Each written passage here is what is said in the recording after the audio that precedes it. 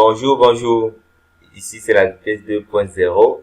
Nous allons vous montrer l'utilisation d'un petit logiciel appelé Visual Basic. Nous sommes là sur ma première vidéo et on va vous essayer un peu de vous présenter de quoi il est question.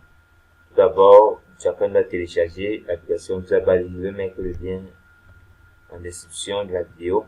Une fois téléchargé, vous pouvez installer un Visual Basic 2010, 2000, donc il y a plusieurs versions, ça va dépendre de vous. Une fois installé, on va l'ouvrir.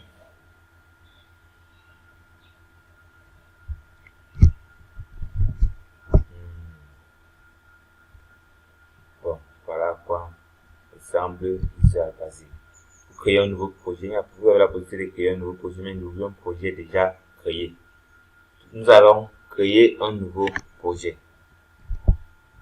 Et voilà les différents types d'applications que Visual Basic vous offre. Les applications de Windows Form, les applications WPF, les applications console. Bon là, vous pouvez créer une application console. Là, ce n'est pas, ça c'est une application que l'on écrit juste le code et ça se représente un peu comme le C ou bien comme un algorithme. Vous écrivez juste le code et puis vous vérifiez le code. Là, nous allons voir comment créer l'application de Windows Form, dans les applications avec Visual. Donc, cliquez sur l'application Windows Form et on met OK.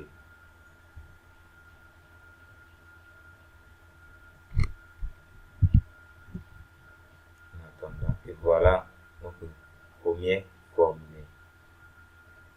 Là, on va vous présenter brièvement chaque élément. Là, nous avons un formulaire. Formulaire, c'est la page qui va être présentée lors de l'exécution. Si nous exécutons, ici en haut démarrer, voilà cette page qui apparaît par le formulaire là ici. Donc là, nous avons un formulaire et une application de Windows Form peut contenir plusieurs formulaires interconnectés.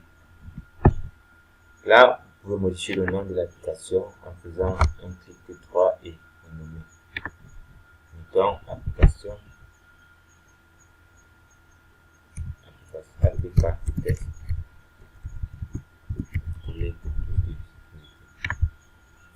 Donc là, nous sommes sur le premier formulaire et ici, nous avons la boîte d'outils. Cette boîte d'outils contient plusieurs éléments qui vont nous aider à faire le graphisme de notre application. Nous avons un pointeur, un bouton, un checkbox, un check case list, un combo box. Nous avons plusieurs éléments. Mais les éléments les plus utilisés seront le bouton, checkbox, label, combo box et textbox. Voilà les éléments que vous allez le plus utiliser. Mais sinon, il y a plusieurs éléments et au fur et à mesure, nous allons voir l'utilité de chaque élément. Bon, là, c'est le premier panel important. Et ensuite, nous avons le propriété qui contient deux éléments essentiels. Là, nous avons le name. Ici, le nom se représente le nom du code, le nom que vous allez utiliser dans le code. Donc, par exemple, ce formulaire, le nom du code. Dans ce formulaire, le nom du code, c'est forme 1. Donc, si nous voulons écrire un code qui va pouvoir aller sur ce formulaire, nous allons utiliser forme 1. Voilà, si vous allez mieux comprendre. Et ensuite, nous avons texte. C'est dans texte que nous écrivons ce que nous voulons que l'on voit. Par exemple, là, il y a forme 1. Si on écrit, par exemple, formulaire texte, vous allez voir que en cliquant sur OK, formulaire texte apparaît là-haut. C'est ce que nous voulons que l'on voit. Et il y a aussi plusieurs autres éléments que nous verrons par la suite, mais pour l'instant, sont ces deux éléments les plus importants. OK, essayons de créer une petite maquette. Mettons la première qu'un élément, vous cliquez dessus et vous venez cliquer sur le formulaire qui apparaît. Mais vous pouvez déposer comme vous voulez. Nous avons mis deux labels, mettons aussi les textbox.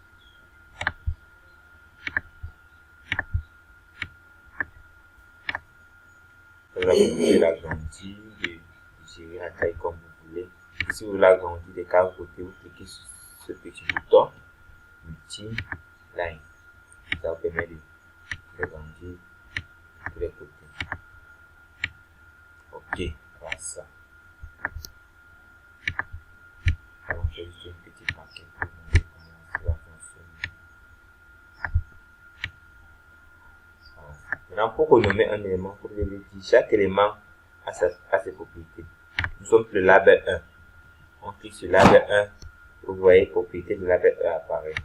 Là, première des choses, vous pouvez modifier le nom que vous voulez que ce soit. Si nous mettons par exemple nom, 2 points. Vous voyez que le nom 2 points apparaît. Et ici, mettons prénom. Bon, mettons plutôt, on va utiliser ici un combo box. Donc, mettons plutôt une ville. On va remplacer celui-ci par un combo plus combo. Voilà. Le combo box, c'est quoi? C'est un élément qui contient plusieurs éléments. En fait, ça permet de lister plusieurs éléments et donne la possibilité à l'utilisateur de sélectionner, de choisir ce qu'il veut. Pour ajouter les éléments, vous pouvez venir sur ce petit bouton, peut-être que modifier les éléments.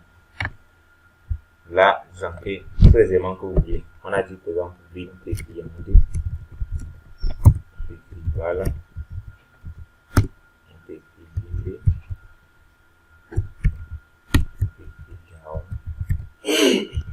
vous listez tous les éléments que vous voulez, vous mettez OK.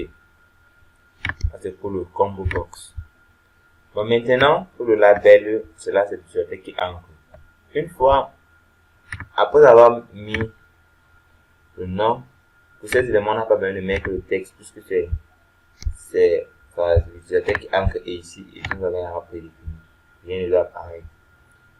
Maintenant, après avoir réglé le texte, nous allons maintenant régler le name. Je vous rappelle, on a dit qu'il y a 2 éléments essentiels, le texte et le name. Pour nom, le nom c'est name. C'est le code, c'est le nom qu'on va utiliser pour le code. Si on laisse label 1, ça fait un peu plus, il faut un code par là, un nom par là. On peut mettre que txt, non. Pour dire que c'est un texte, le texte du nom. Et on peut mettre lp, comme vous voulez. Moi, je vais utiliser txt, non. Voilà, ça txt, non. Et le deuxième, pour la ville, on utilise la même chose, txt. Pareil pour tous les éléments. Name pour le text box du nom, on va mettre ici là. On peut mettre non. Un texte de nom. En modifiant plutôt non ici. On va mettre ici LB.